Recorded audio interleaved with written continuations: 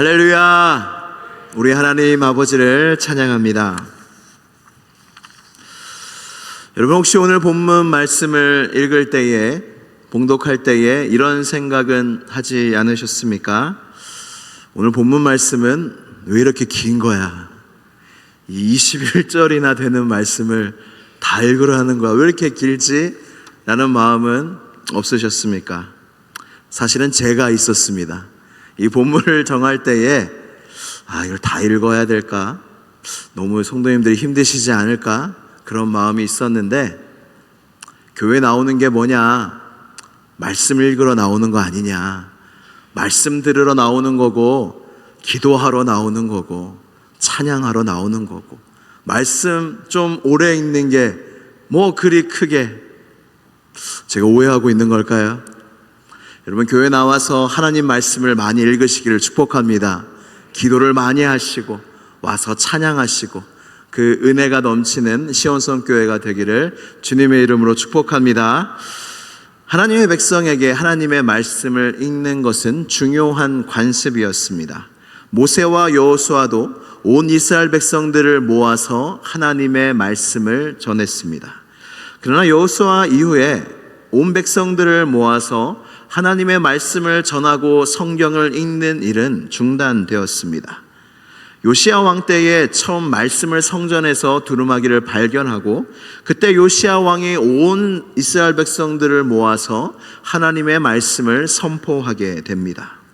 그리고 포로 생활을 한 이후에 에스라와 느헤미야도 이와 같이 이스라엘 백성들을 모아서 하나님의 말씀을 읽었습니다. 선포했습니다. 이렇게 공동체가 함께 모여서 하나님의 말씀 성경 읽기가 유대인의 중요한 관습이 되었습니다. 그래서 매주 회당에서 유대인들이 모여서 하나님의 말씀을 읽었던 것입니다. 예수님도 이 회당, 하나님의 말씀을 선포하고 읽는 이 모임에 예수님도 참여하셨습니다. 그래서 이 참여하신 이 회당의 말씀을 선포할 때에 예수님이 앞에 서서 이사야 말씀을 펴시며 자신의 사역에 대한 말씀을 선포하십니다.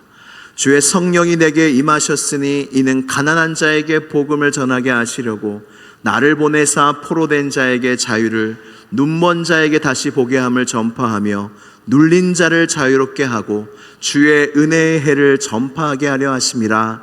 아멘. 이사야 말씀을 읽은 이후에 말씀하십니다. 너희 귀에 이 말씀이 응하였도다.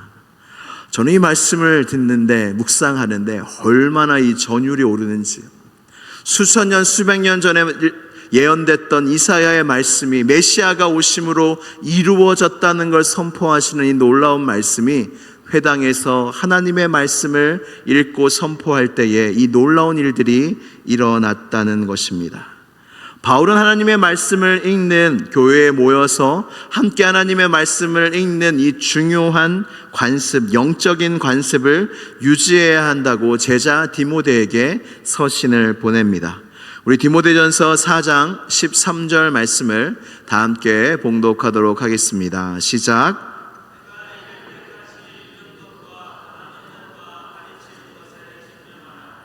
아멘. 여기서 읽는 것은 하나님의 말씀을 읽는 것인데, 개인적으로 읽는 것뿐만 아니라 너희가 모였을 때에 함께 하나님의 말씀을 읽는 것에 전념하라고 사도 바울은 디모데에게, 그 교회에 말씀하고 있습니다. 미국에서 어느 날 이 1000개의 교회에 조사를 했다고 합니다. 설문조사를 했는데, 어떻게 성도가, 초신자가 예수님을 믿고 어느 단계를 거쳐서 성장하게 되는가라는 이 설문조사를 1000개의 교회를 대상으로 했다고 합니다. 거의 수만 명이 참여했겠지요. 근데 이 초신자들은요, 교회에 많이 나오면 나올수록 은혜를 많이 받는다고 해요. 교회를 나와서 예배를 참여하고 봉사하고 이렇게 많이 나올수록 그 영적인 성장이 이루어지는데, 어느 순간에는 교회에 많이 나온다 하여 영적인 성장이 이루어지는 것은 또 아니라고 합니다. 그래서 각 단계마다 유효한 것들이 있는데, 모든 영적인 성장의 단계 가운데 유효한 한 가지 요소가 있다는 거예요. 이것은 초신자든 어떤 믿음이 자라고 있는 중이든 믿음이 성숙했든 상관없이 이것은 모든 성도에게 영적인 유익을 주는 단 하나의 공통적인 요소가 있는데 그것이 무엇일까요? 바로 하나님의 말씀입니다. 초신자나 자라는 중이나 믿음이 성숙했거나 영적인 성장을 이루기 위해서는 하나님의 말씀이 빠지면 안 되는 것입니다. 사랑하는 시온성교회 성도 여러분, 하나님의 말씀을 읽는 것에 전념하시기를 바랍니다. 우리의 영적인 성장은 우리의 죽는 날까지 계속되어져야 합니다. 정말로 복 있는 사람은 성경에서 무엇이라 말씀합니까? 주야로 여호와의 율법을 즐거워하여 묵상하는 자가 참으로 복이 있는 자다, 행복한 자다 말씀하고 있지 않습니까? 오늘 본문은 여호수아 6장에서 시작됩니다. 여호수아 6장에서 12장까지 7장에 걸쳐서 가나안 정복 전쟁을 시작하고 다루는 장입니다. 그림을 혹시 사진을 보여주실 수 있나요? 가나안 정복 전쟁을 이제 시작을 하는데 하나님이 아무 계획 없이 그냥 아무데나 아무 나라나 쳐라, 공격해라, 정복해라, 내가 다 이루어 주겠다 하지 않으시고 가장 처음에 여리고 성을 정복하게 하십니다. 여기 사진에 보시면 가운데 파란 색깔이 있는 것이 바로 사해입니다. 이 사해 위에 길다란 선이 있지 않습니까? 수직으로. 여기가 바로 요단강입니다. 이제 가나안 땅으로 들어가기 위해서 요단강 언약궤를 메고 건넌 사건을 기억하시지요. 제사장이 언약궤를 메고 한 발을 내딛었을 때에 그 요단강이 멈추고 그 길을 홍해처럼 이스라엘 백성이 건너가게 되고 바로 앞에 이제 여리고 성이 있는 것입니다. 여리고 성은 얼마나 클까요? 제가 이스라엘 갔을 때에 여리고 성을 가본 적이 있습니다. 여리고 성은 그리 크지 않습니다. 지금도 여전히 고고학적으로 조사를 하고 있는데 두 번째 사진을 보여주시겠습니까? 여리고 성은 그렇게 크지 않습니다. 얼마나 큰 것 같으세요? 폭은요 150m밖에 되지 않고 길이는 350m밖에 되지 않는 조그만한 성이었습니다. 그러나 이 성은 온 세상 세계에서 가장 오래된 도시 성이라고 합니다. 그런데 너무나 작은 도시였지만 이 성은 난공불락의 성이었습니다.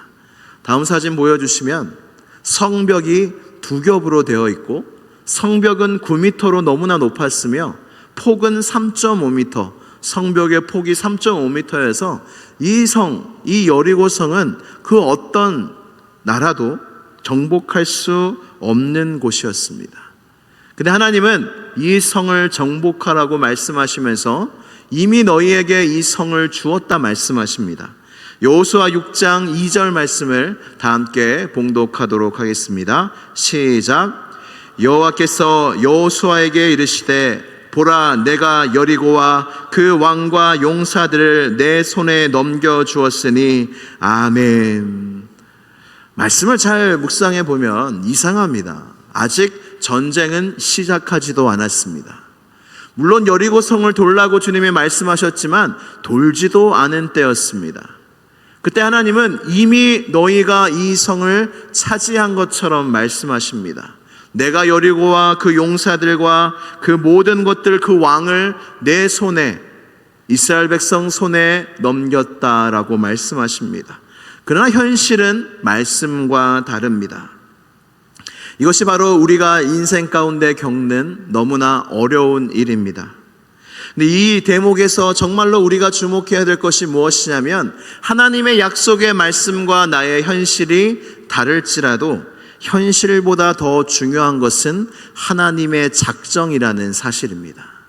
하나님이 작정하셨으면 나의 현실이 어떠함과 상관없이 그 일은 일어날 줄로 믿습니다. 하나님의 작정이 그래서 우리의 인생 가운데 중요한 것입니다. 우리는 자꾸 나에게 집중합니다. 내가 뭘 해야지, 내가 어떻게 신앙생활 해야지, 내가 어떻게 삶을 살아야지, 그래야 뭔가 이루어지지. 맞습니다. 사람은 심은 대로 거두게 되어져 있습니다. 그러나 그러한 현실보다 더 중요한 것이 무엇이냐면 하나님이 나에 대해서 어떤 작정을 하셨는가, 어떤 뜻과 계획이 있으신가가 중요하다는 것입니다. 우리 잠언 16장 33절 말씀을 다 함께 봉독하겠습니다. 시작.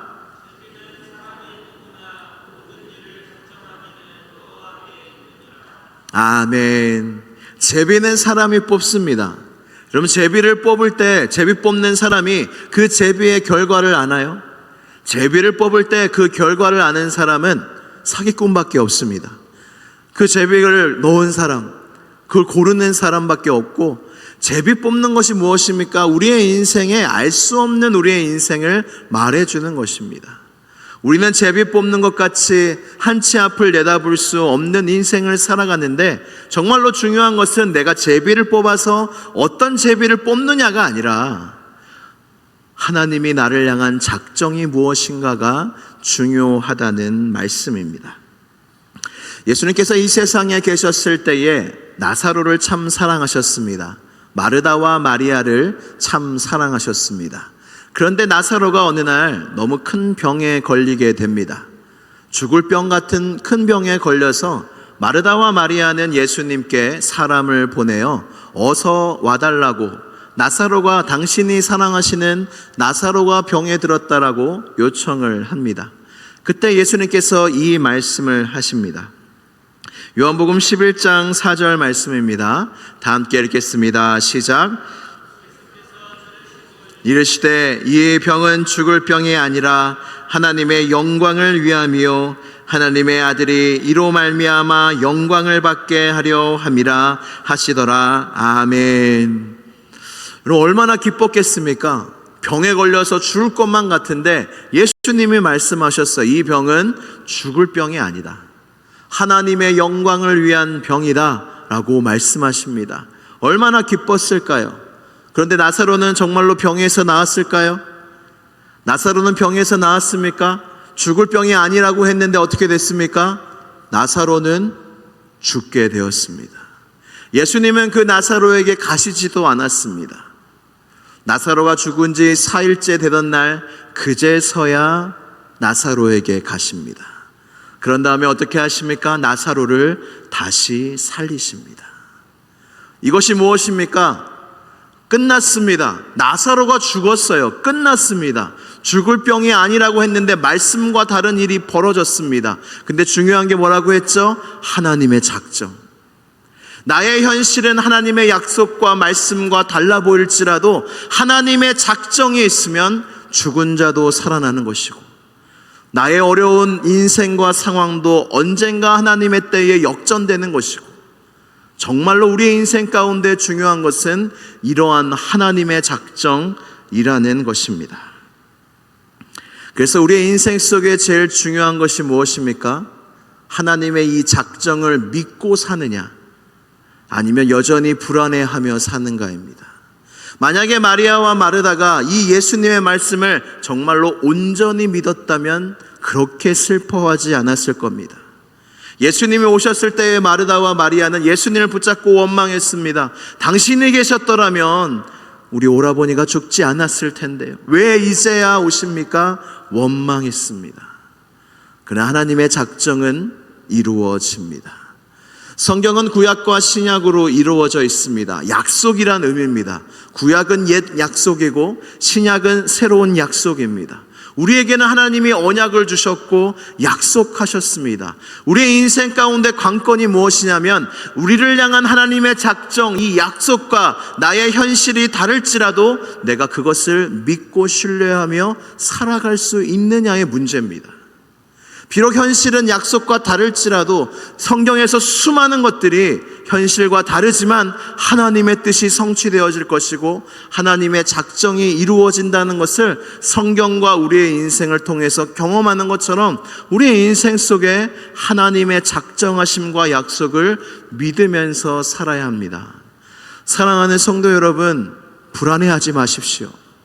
두려워하지 마십시오. 하나님은 이미 여러분들을 구원하기로 작정하셨고, 여러분을 장차 하나님의 본향으로 인도하기로 작정하셨고, 여러분들의 인생을 책임지시기로 작정하셨고, 여러분들의 모든 인생을 합력하여 선을 이루시기로 작정하셨기 때문에 여러분들의 어떠함과 상관없이 이 하나님의 선하신 뜻은 반드시 이루어질 것입니다. 할렐루야! 이것이 우리가 믿는 하나님 아버지십니다. 이제 하나님께서는 여호수아에게 계속 말씀하십니다. 내가 너희에게 이 여리고성을 주었지만 너희가 할 일이 있다. 모든 군사는 이 성을 6일에 매일 한 번씩 돌아라. 그리고 제사장은 7 양각 나팔을 들고 언약궤 앞으로 가고 7일째에는 그 성을 7번을 돌며 제사장들은 나팔을 불 것이다. 이 나팔 소리가 들릴 때에 모든 백성은 크게 외치라. 그리하면 성벽이 무너져 내릴 것이고 백성들은 앞으로 올라갈지어다라고 여호수아에게 하나님이 말씀하십니다. 여기에 영적인 중요한 원리가 있는데, 우리는 너무나 하나님의 약속과 하나님을 너무 믿은 나머지 우리는 아무것도 안 하고 있을 때가 너무나 많이 있습니다. 우리가 정말 하나님의 말씀과 하나님을 믿는다면 우리가 행동해야 되고 순종해야 될 것이 우리에겐 참 많이 있습니다. 그러나 우리는 다 하나님께 던져버립니다. 하나님 나 사랑하시니까, 하나님 나와 함께 하시니까 너무나 좋은 믿음인데 하나님은 절대로 우리가 할 수 있는 일을 대신해 주지 않으십니다. 하나님은 우리의 몫을 남겨주십니다. 하나님은 우리를 그냥 바보 성도로 만드시지 않고 우리가 하나님을 믿음으로 행동하기를 원하고 하나님의 말씀을 신뢰함으로 순종하기를 원해서 그 모든 과정 속에서 우리가 자라나기를 원하시는 분이 우리 하나님이시라는 것입니다. 그래서 믿음은요, 그냥 내가 믿는다고 말하고 끝나는 것이 아니라 행함이 없는 믿음, 야고보서의 핵심이 아닙니까? 행함이 없는 믿음은 곧 죽은 믿음이라. 우리가 하나님 앞에 갔을 때에 우리의 믿음의 진실성에 대해서 판단과 심판을 받을 것입니다. 그래서 우리는 그냥 믿음만 보이는 것이 아니라 우리의 믿음 가운데 어떠한 순종과 행함이 있었는지를 보여드려야 할 것입니다. 그래서 예수님은 말씀하십니다. 그들의 열매로 그들을 알리라. 어떤 행위, 선한 행위를 해야 구원을 한다는 말씀이 아니라 진짜 겨자씨만한 믿음이 있는 사람은 열매가 있다는 뜻입니다. 주님은 우리에게 요구하십니다. 그 순종의 열매, 행함의 열매를 말씀하십니다. 여러분들은 이런 열매들이 얼마나 있습니까? 믿음은 상식적이기도 하지만 상식적이지 않기도 합니다. 여러분들의 인생의 순종 속에 내가 예수님을 믿기 때문에 한 선택들이 얼마나 많습니까? 세상 사람들은 다 바보라고 말하고 조롱하지만 내가 하나님을 신뢰하기 때문에 하는 것들이 여러분들의 인생 가운데 얼마나 많이 있습니까? 노아는 조롱을 받았습니다. 산에 방주를 지으며 조롱을 받았습니다. 여러분 어떻게 그것을 지을 수 있을까요? 하나님을 믿었기 때문입니다. 이스라엘 백성도 마찬가지입니다. 7번 그 아무것도 안 하고 이 여리고성을 점령해야 되는데 그저 그 성을 도는 그것이 이스라엘 백성들한테는 믿음의 행함이었다는 것입니다. 근데 여호수아가 이 하나님께 말씀을 이렇게 듣는데 뒷절에 보면 하나님의 말씀, 이해의 말씀을 덧붙이는 구절이 나옵니다. 이 말씀을 같이 읽겠습니다. 여호수아 6장 10절 말씀입니다. 다 함께 읽겠습니다. 시작.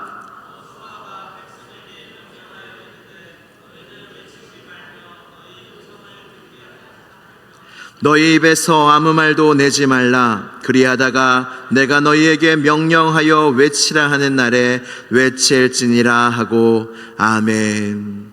하나님이 여호수아에게 하신 말씀 속에 침묵하라는 말씀은 없었습니다. 근데 이것이 하나님이 주신 말씀이 생략되고 이때에 하신 말씀인지 아니면 여호수아가 정말로 덧붙인, 중요하다 생각해서 덧붙인 말씀인지는 알지 못하나 우리가 이 대목에서 알 수 있는 것이 무엇이냐면 이때에 정말로 필요하고 중요한 말씀을, 이 침묵하라는 말씀을 여호수아가 전했다는 것입니다. 이때의 침묵은 매우 중요한 일이었습니다. 여호수아는 보았습니다. 사람이 어떻게 망하는지를 이스라엘에서, 광야에서 보았습니다. 출애굽한 이스라엘 백성들이 하나님 앞에 끊임없이 원망과 불평의 말을 하면서 그 땅에서 망하는 것, 그 땅에서 죽는 것을 이 여호수아가 보았기 때문입니다. 1세대 이스라엘 백성들이 가나안 땅에 들어가지 못한 결정적인 사건이 있습니다. 그것이 무엇이냐면 가나안 정탐 후에 그 일이 일어납니다. 밤새 통곡하면서 가나안 정탐꾼들이 그곳에서 정탐해서 가나안 땅에 가서 정탐을 한 이후에 다시 돌아와서 이제 보고를 합니다. 근데 여호수아 갈렙은 하나님을 신뢰했어요. 하나님의 작정하심을 믿고 그 땅은 우리가 차지할 수 있다. 하나님이 우리를 기뻐하시면 그 땅을 차지할 것이다 하는데 열 정탐꾼은 정말 큰일 났다. 그 땅 성읍은 너무 견고하다. 우리는 메뚜기와 같다. 먹이다. 큰일 났다 하면서 하는 말이 무엇이냐면 우리가 애굽에서 죽었더라면, 우리가 이 광야에서 죽었더라면 좋았을 것을 여기서 칼로 죽게 되냐라고 이야기를 합니다. 그때 하나님의 준엄하신 진노가 이스라엘 백성에게 임하게 됩니다. 우리 민수기 14장 28절에서 29절 말씀을 다 함께 읽도록 하겠습니다. 시작. 그들에게 이르기를 여호와의 말씀에 내 삶을 두고 맹세하노라.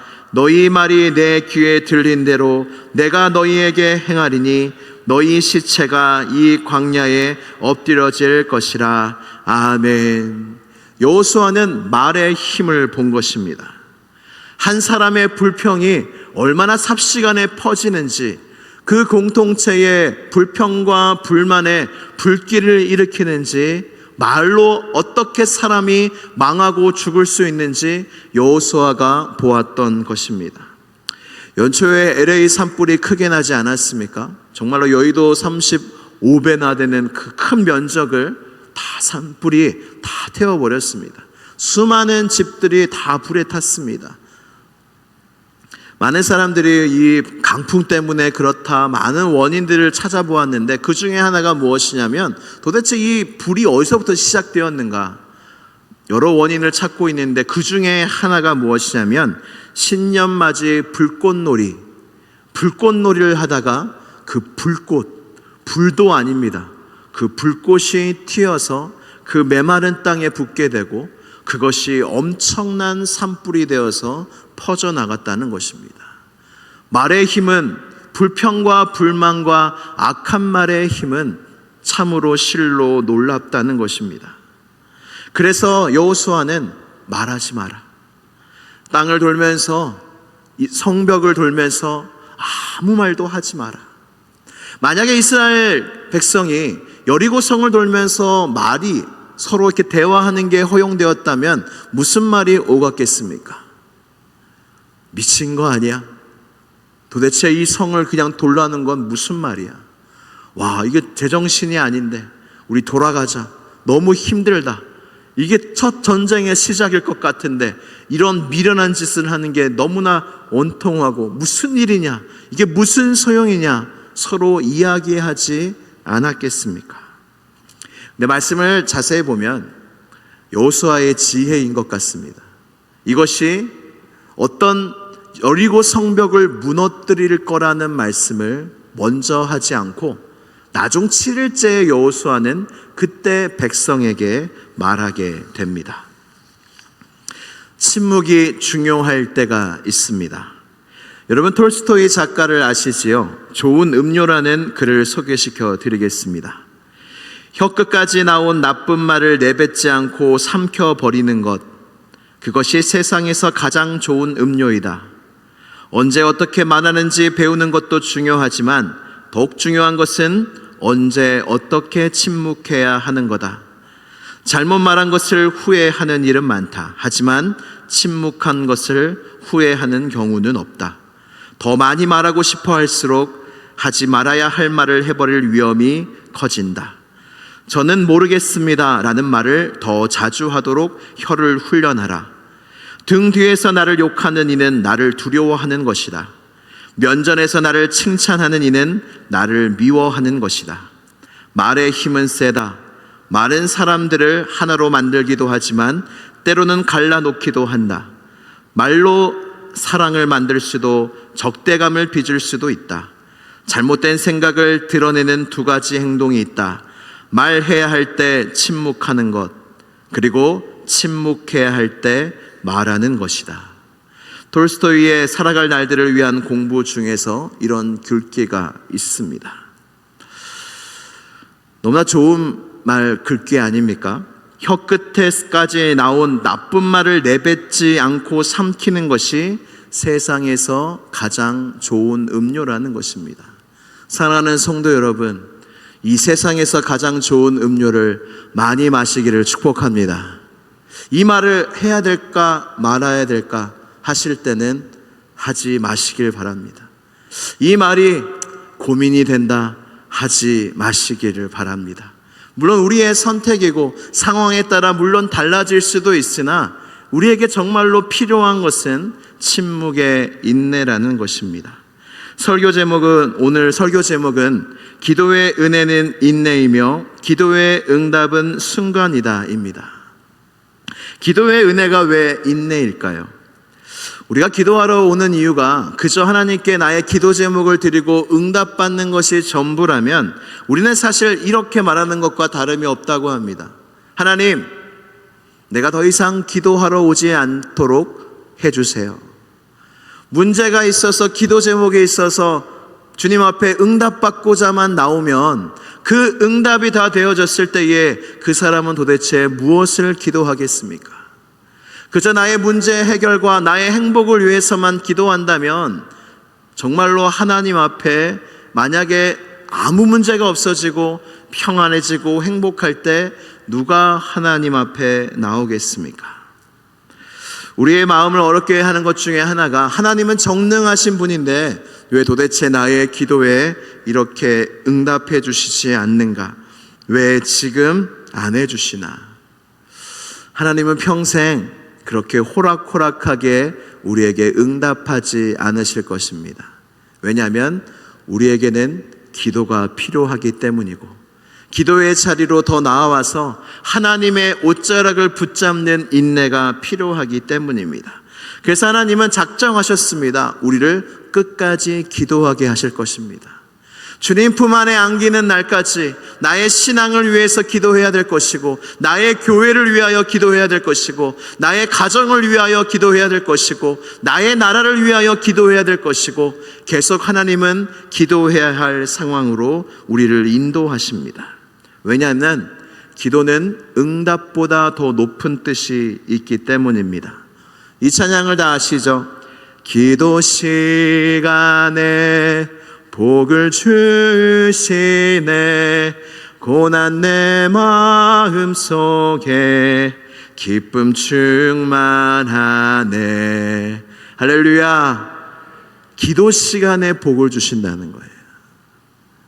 기도해서 응답받아서 복을 받는 게 아니라 기도 시간에 복을 주시네. 기도 시간 자체가 복이라는 뜻이고 이 기도를 통하여 인내하는 기도를 통하여 하나님이 우리에게 그 인내의 축복을 주시고자 하시는 것입니다. 인내는 그냥 하나의 좋은 성품이 아니라 하나님이 반드시 우리에게 주고자 하시는 것이 바로 인내입니다.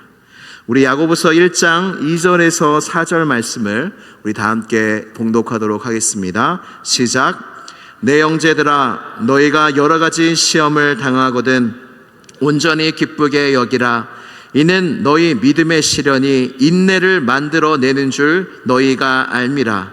인내를 온전히 이루라. 이는 너희로 온전하고 구비하여 조금도 부족함이 없게 하려 함이라. 아멘. 인내를 어떻게 하라고요? 인내를 온전히 이루랍니다. 돈을 많이 벌어라. 어떤 우리가 말하는 소유가 아니라 너희에게 하나님이 정말로 원하시는 게 너희가 인내가 온전해지는 걸 원하신다. 인내가 온전해질 때 너희의 삶과 너희의 마음이 더 온전해지고 구비하여 부족함이 없는 하나님의 사람으로 만들고자 하는데 반드시 필요한 것이 바로 인내라는 것입니다. 믿음의 시련과 고난 없이는 인내가 만들어지지 않습니다. 그리고 하나님 앞에 인내한 적이 없는 사람은 하나님 안에서 누리는 참된 영적인 기쁨과 축복을 누릴 수도 없게 됩니다. 우리는 기억해야 됩니다. 도대체 하나님이 나를 갖고 뭘 하고자 하시는지, 성령님이, 예수님이 내 안에 계시는데 나를 지금 이 상황 속에서, 나의 인생 속에서 주님이 뭘 하고자 하시는지 여러분 아세요?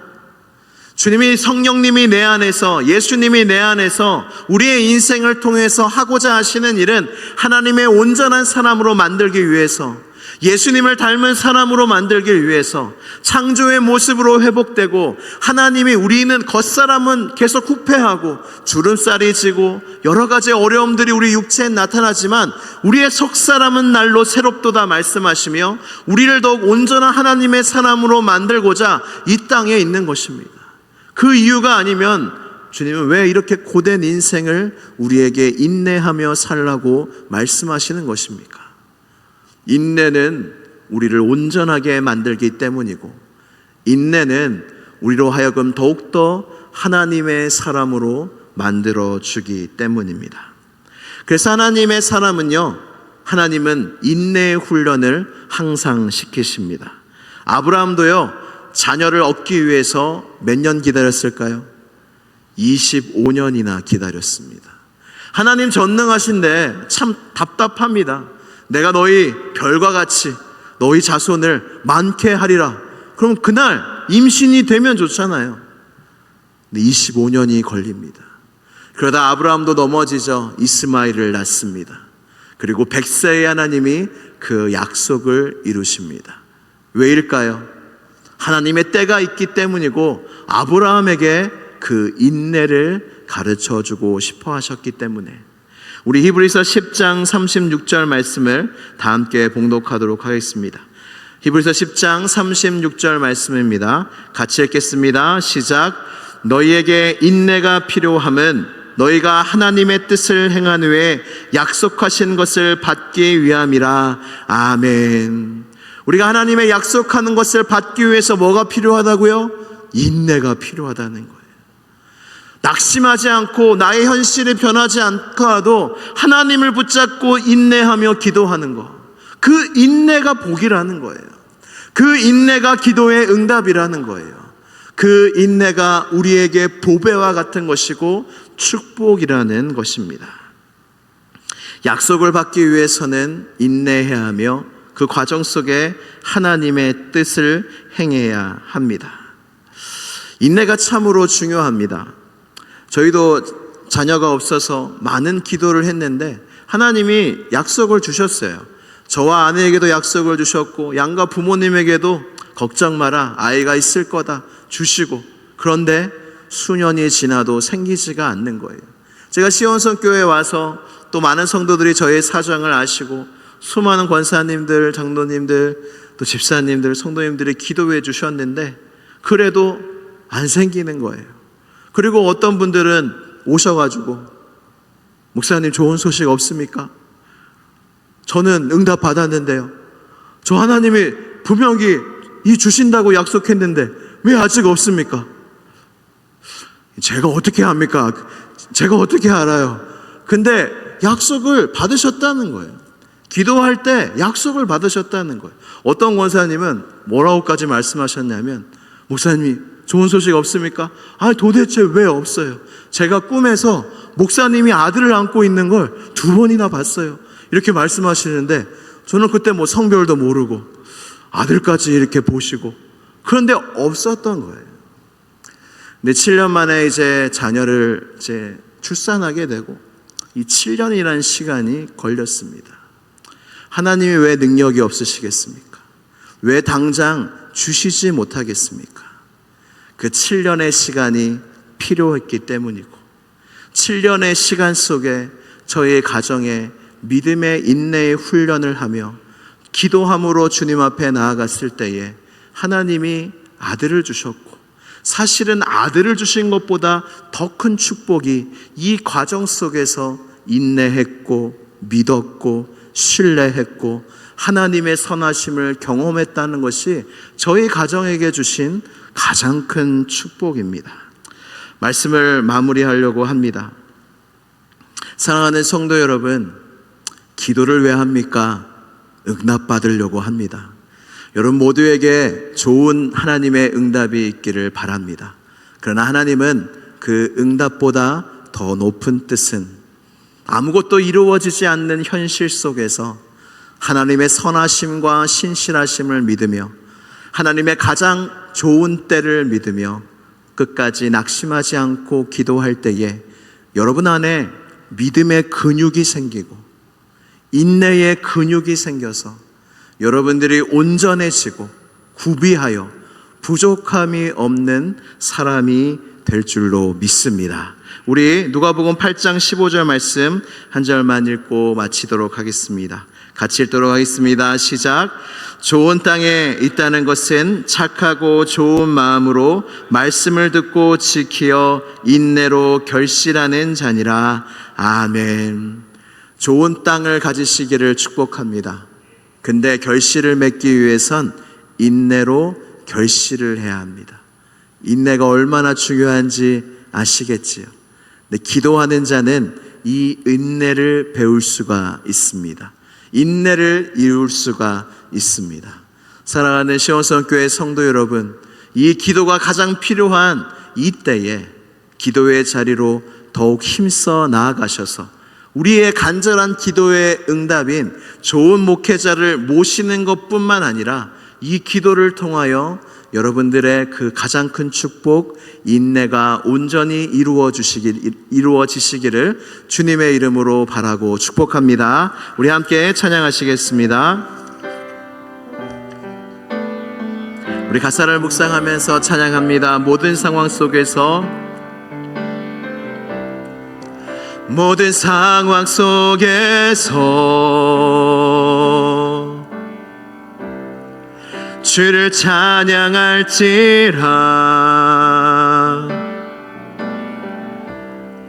주는 너의 큰 상급 큰 도움이시라. 주의 얼굴 구할 때 주의 얼굴 구할 때 주의 영을 부으사 크신 사랑 안에서 크신 사랑 안에서 주를 보게 하소서. 주를 보게 하소서. 내 영혼이 확정되고 내 영혼이 확정되고 확정되어 사오니 믿음의 눈들어 주를 바라봅니다. 내 영혼이 확정되고 확정되어 사오니 믿음의 눈들어 주를 바라봅니다. 다시 고백합니다. 내 영혼이 확정되고 확정되어 사오니 믿음의 눈들어 주를 바라봅니다. 내 영혼이 확정되고 확정되어 사오니 믿음의 눈들어 주를 바라봅니다.